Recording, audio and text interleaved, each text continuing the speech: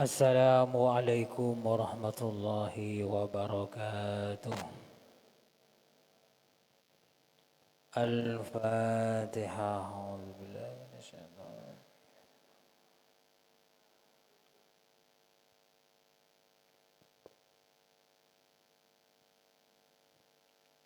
Bismillahirrahmanirrahim. Qala al-muallif rahimahullahu ta'ala wa nafa'ana bi'ulumihi fid dharain amin.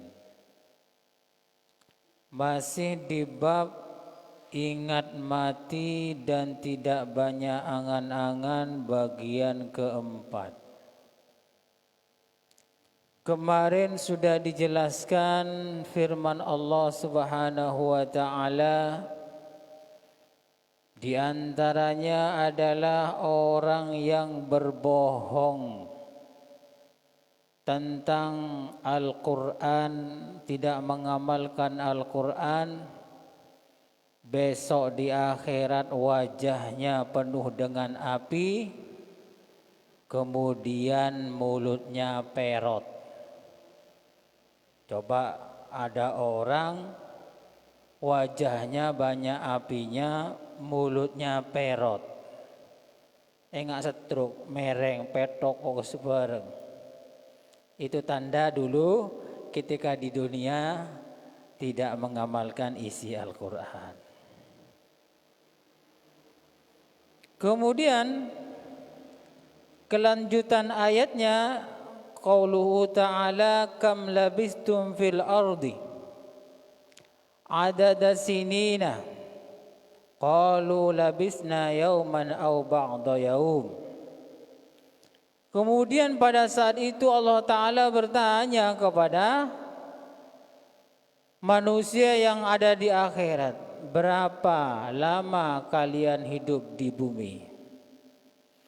Tanya begini ini jelas sudah manusia hidup itu bertahun-tahun, adada sinin. Tapi mereka mengatakan qalu labisna yauman aw ba'da yaum. Ya Allah, saya hidup di bumi, di dunia cuman sebentar, sehari atau setengah hari. Coba jawabannya hidup sehari atau setengah hari, padahal Allah Ta'ala yang nanya ini.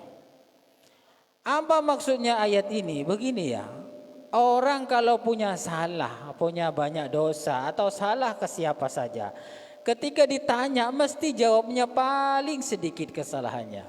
Contoh ya, setelah ditangkap oleh polisi, pencuri, ayo berapa kali kamu mencuri?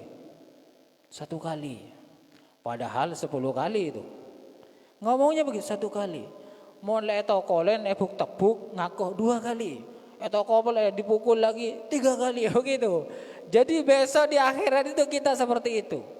Ketika di dunia banyak melakukan dosa, ayat Al-Quran hanya cuman lewat aja, isinya gak diamalkan. Kalau ada orang ngisi pengajian komennya tidak bagus, kemudian komentarnya tidak enak, nah begini, besok di akhirat ketika ditanya oleh Allah berapa lama kamu hidup di dunia, jawabannya cuman 1 hari atau setengah hari. Ini tanda wis gak aman, ini wis gak aman.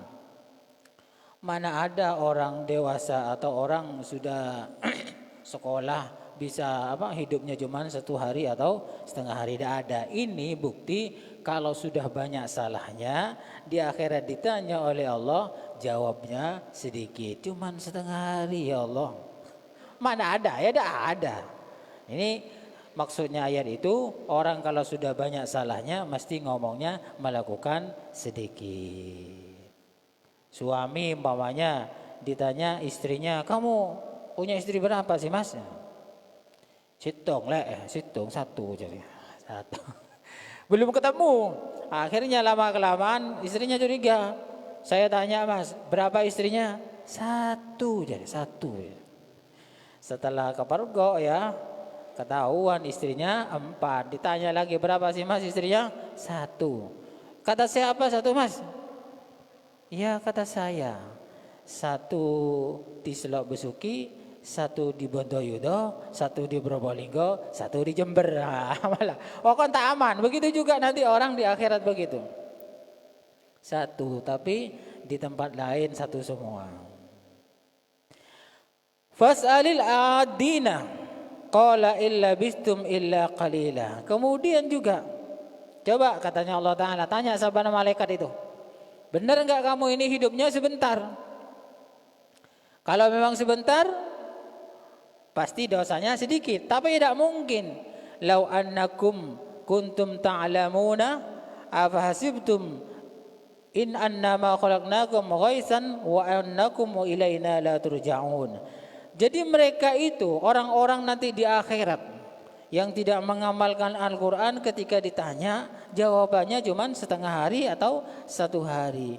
Mereka kira, kata Allah Ta'ala, mereka kira mereka itu diciptakan di dunia itu hanya tidak ada faedahnya, tidak ada apa-apanya, pokok hidup gitu, makan, tidur, kencing, buang air besar, dikira begitu. Wa annakum ilaina la turja'un, dikira mereka itu tidak akan kembali kepada Allah Subhanahu wa Ta'ala. Jadi dikiranya kosong-kosongan, des, kalau hidup ya hidup, mati ya mati, sedikit dikira begitu. Dalam Al-Quran menjelaskan tidak begitu. Semuanya akan dikembalikan kepada Allah Subhanahu wa Ta'ala. Makanya hati-hati, kita ini harus mengamalkan Al-Quran. Kalau ada orang ngisi pengajian di mana saja, jangan komentar negatif. Itu tanda bahwa kita akan menjadi bagian orang yang berbohong kepada Al-Quran dan berbohong nanti kepada Allah di akhirat. Ini tanda ada aman, ini wis dah aman. Wa qala ta'ala, Allah Ta'ala juga berfirman, alam ya'ni lilladzina amanu an takhsha'a qulubuhum li dzikrillahi wa ma nazala minal haqqi wa la yakunu kalladzina utul kitaba min qablu fatala 'alaihimul amadu faqasat qulubuhum wa katsirum minhum fasiqun. Ini juga dijelaskan, apakah kamu tidak tahu orang-orang yang beriman sudah dikasih waktu hatinya khusyuk karena ingat kepada Allah. Semuanya itu tidak terjadi kecuali memang benar melakukan apa yang ada di Al-Quran. Wala yakunu kalladzina utul kitab ila akhirih, dan mereka semua yang khusyuk mengimani Al-Quran, hatinya khusyuk, itu semua tidak seperti orang-orang yang diberi kitab. Nah, yang diberi kitab itu siapa? Di antaranya adalah orang-orang Nasrani dan Yahudi. Di antaranya mereka itu hatinya keras ya. Hatinya keras, wa katsirum minhum fasiqun.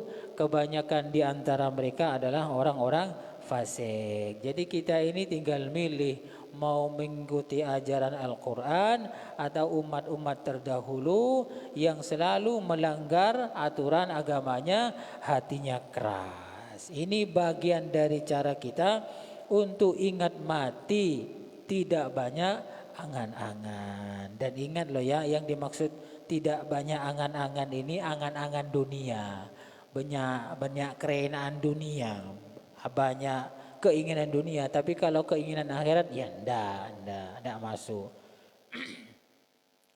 Mau ikut berjuang lah, mau ikut ngajar, berdakwah, keinginannya banyak, urusan agama itu bagus. Bahkan di sini diingatkan oleh banyak ayat-ayat Al-Quran agar supaya kita ini ingat mati lebih banyak daripada ingat dunia menurut agama. Kenyataannya lebih banyak ingat dunia daripada ingat mati. Oh, coreng odining dunia, mae ngamat yang melolong.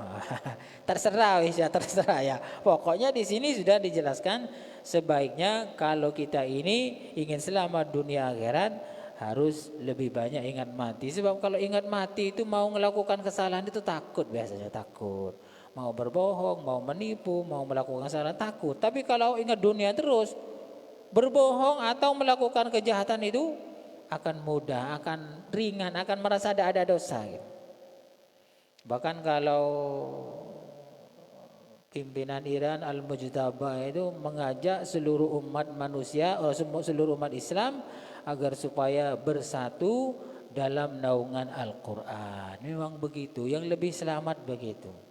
Ya bukan Mujtaba saja, ulama yang lain juga begitu, mengajak agar supaya mengamalkan Al-Quran. Biar gak kayak di ayat kemarin, wajahnya banyak apinya, mulutnya perot, kemudian selamanya nanti di neraka jahanam, kan tidak enak. Nah, ini terus bagaimana umpama saya ini kan banyak dosa, tidak bisa ya menghindar dosa 100%. Ya usahakan setiap hari istighfar 100 kali, sholawat 100 kali, minimal begitulah. Nutupi kekurangan-kekurangan, berharap diampuni oleh Allah Subhanahu wa taala. Kalau dari kiai saya itu bukan 100 kali. Setiap waktu 100 kali, 5 menit paling selesai itu. Astagfirullah, astagfirullah, astagfirullah, astagfirullah, sallallahu alaihi wasallam. Itu mungkin kurang lebih 5 menit lah, 10 menit. Itu sebagai apa ya? Sebagai andalan amalan untuk menutupi kekurangan-kekurangan yang lain. Yang sudah istiqomah lanjutkan, jangan berhenti. Apakah wiridan ngajak wiridan astagfirullah atau wiridan Yahya Qayyum, subhanallah, teruskan. Amalan-amalan yang ringan-ringan itu diantaranya ya setelah sholat, subhanallah, astagfirullah, alhamdulillah, Allahu Akbar, itu bagus itu. Jangan diremehkan itu. Serius ini. Kalau meremehkan itu wah bahaya. Itu ringan, tapi insya Allah bisa menutupi kekurangan-kekurangan kita nanti di akhirat. Apalagi banyak ya. Bahasa ringan-ringan tapi banyak pahalanya. Di antaranya lagi menjawab azan, kemudian doa azan. Itu ringan sekali.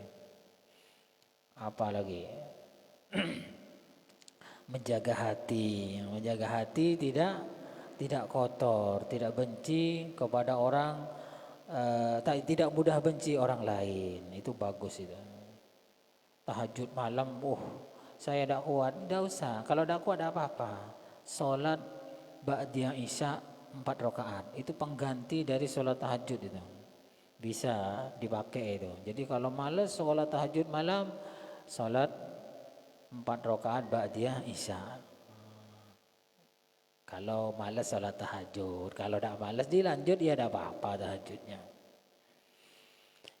Kemudian yang ringan-ringan lagi sholat berjamaah. Nih sholat berjamaah, luar biasa itu. Tidak ada wis amalan-amalan yang lebih ampuh daripada sholat wajib berjamaah. Tidak ada.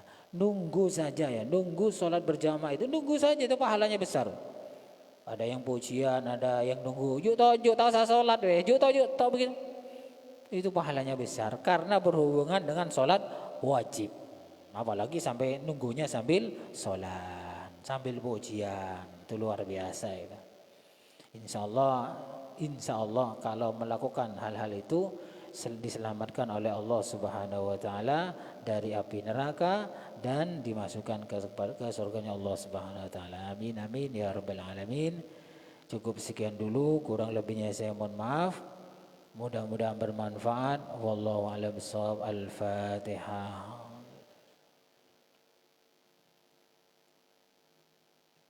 Assalamualaikum warahmatullahi wabarakatuh.